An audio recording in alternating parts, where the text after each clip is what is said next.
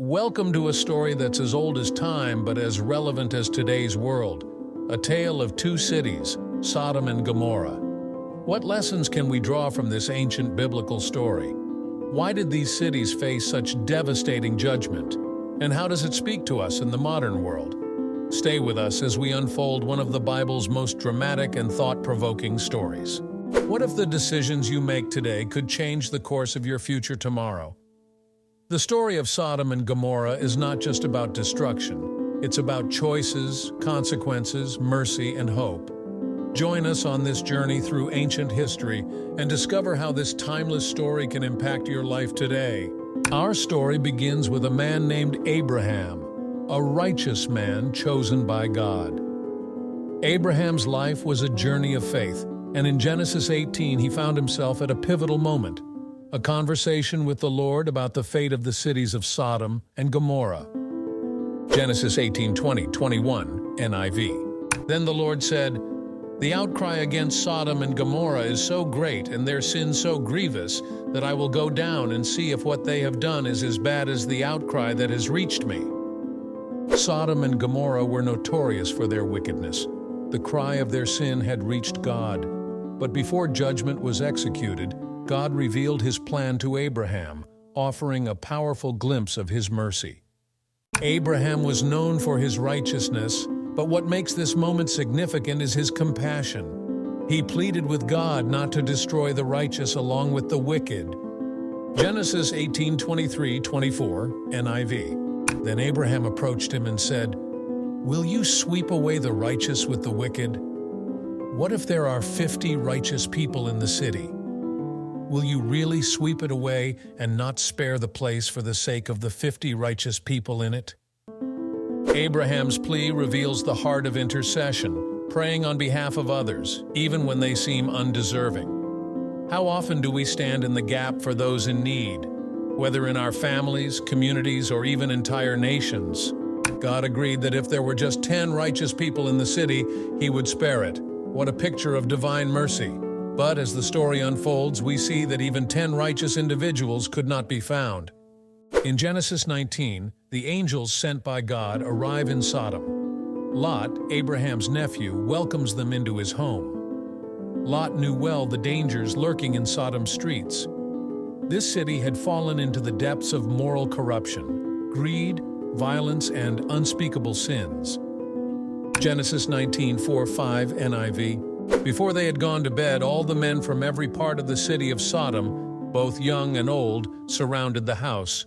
They called to Lot, "Where are the men who came to you tonight? Bring them out to us so that we can have sex with them." Sin had so consumed the hearts of the people that they no longer discerned right from wrong. In this moment, the judgment of God was imminent.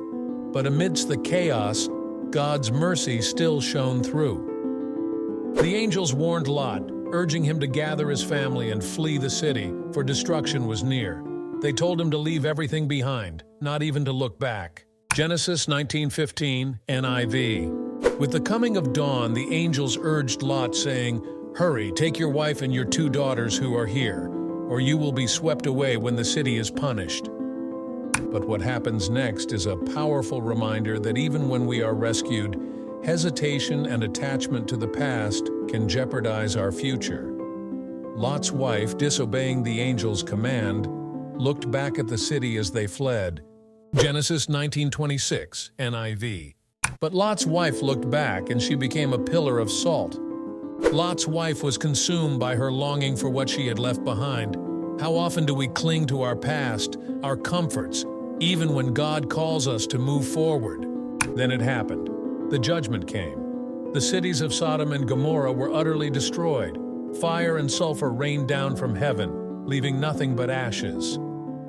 Genesis 19:24-25, NIV.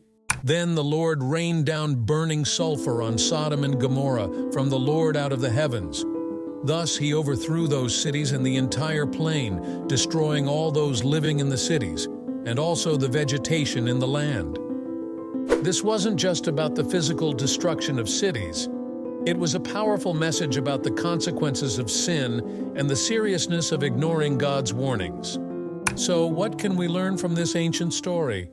Sodom and Gomorrah teach us about the consequences of sin, yes, but they also teach us about God's mercy. In the darkest of places, God still sought to save. His mercy reached out to Lot, and it reaches out to us today.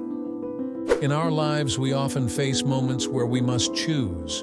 Do we cling to our past, to our sin, or do we trust in God's plan for our future? Just as Lot and his family were called to leave everything behind, sometimes we too must step out in faith, even when it's uncomfortable. Are there things in your life that you need to leave behind? Are there decisions you've been hesitant to make? Let this story remind you that God is merciful, but He also calls us to act. Today you have the choice to turn toward God's path of life. Thank you for joining us in exploring the story of Sodom and Gomorrah. If this message inspired you, share it with someone who needs hope today. Don't forget to like, subscribe, and stay tuned for more powerful stories of faith, redemption, and God's everlasting love. If you feel that this message resonated with you, take a moment to reflect. Let us know in the comments how this story speaks to your heart. And remember, no matter where you are in life, God's mercy is never out of reach. Click on the notification bell to stay updated on our latest inspirational content.